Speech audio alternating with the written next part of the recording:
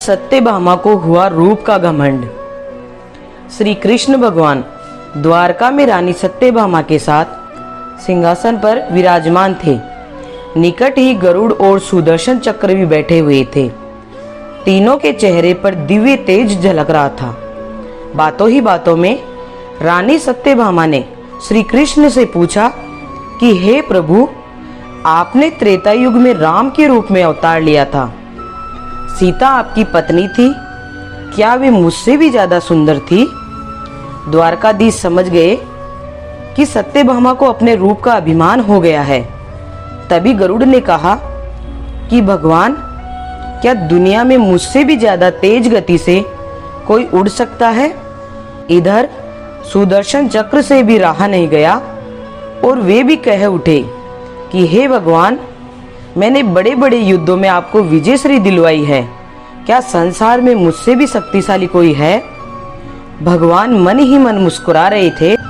वे जान रहे थे कि उनके इन तीनों भक्तों को अहंकार हो गया है और इनका अहंकार नष्ट करने का समय आ गया है।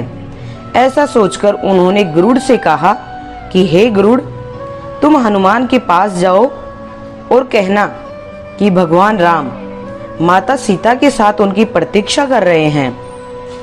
गरुड़ भगवान की आज्ञा लेकर हनुमान को लाने चले गए।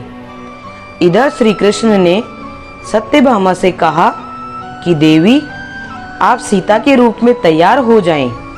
और स्वयं द्वारकाधीश ने राम का रूप धारण कर लिया। मधुसूदन ने सुदर्शन चक्र को आज्ञा देते हुए कहा कि तुम महल के प्रवेश द्वार पर पहरा दो और ध्यान रहे कि मेरी आज्ञा के बिना महल में कोई प्रवेश न करे। भगवान की आज्ञा पाकर चक्र महल के प्रवेश द्वार पर तैनात हो गए।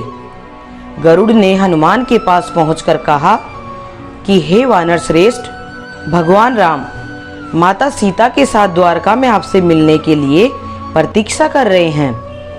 आप मेरे साथ चले, मैं आपको अपनी पीठ पर बैठाकर शीघ्र ही वहां ले जाऊंगा। हनुमान ने विनय पूर्वक गरुड़ से कहा, आप चलिए, मैं आता हूं। गरुड़ ने सोचा, पता नहीं ये बूढ़ा वानर कब पहुंचेगा। खैर, मैं भगवान के पास चलता हूं। यह सोचकर गरुड़ शीघ्रता से द्वारका की ओर उड़े। पर यह क्या, महल में पहुंचकर गरुड़ देखते हैं कि हनुमान तो उनसे पहले ही महल में प्रभु के सामने बैठे हैं। गरुड़ का सिर लज्जा से झुक गया। तभी श्री राम ने हनुमान से कहा कि पवन पुत्र, तुम बिना आज्ञा के महल में कैसे प्रवेश कर गए? क्या तुम्हें किसी ने प्रवेश द्वार पर रोका नहीं? हनुमान ने हाथ जोड़ते हुए सिर झुकाकर अपने मुंह से सुदर्शन चक्र को निकालकर प्रभु के सामने रख दिया। हनुमान ने कहा कि प्रभु, आपसे मिलने से मुझे इस चक्र ने रोका था, इसलिए इसे मुंह में रख में आपसे मिलने आ गया, मुझे क्षमा करें। भगवान मन ही मन मुस्कुराने लगे। हनुमान ने हाथ जोड़ते हुए श्री राम से प्रश्न किया, हे प्रभु, आज आपने माता सीता के स्थान पर किस दासी को इतना सम्मान दे दिया कि वह आपके साथ सिंहासन पर विराजमान है? अब रानी सत्यभामा का अहंकार भंग होने की बारी थी। उन्हें सुंदरता का अहंकार था जो पल भर में चूर हो गया था। रानी सत्यभामा, सुदर्शन चक्र व गरुड़ जी तीनों का गर्व चूर चूर हो गया था। वे भगवान की लीला समझ रहे थे। तीनों की आंखों में आंसू बहने लगे और वे भगवान के चरणों में झुक गए। अद्भुत लीला है प्रभु की।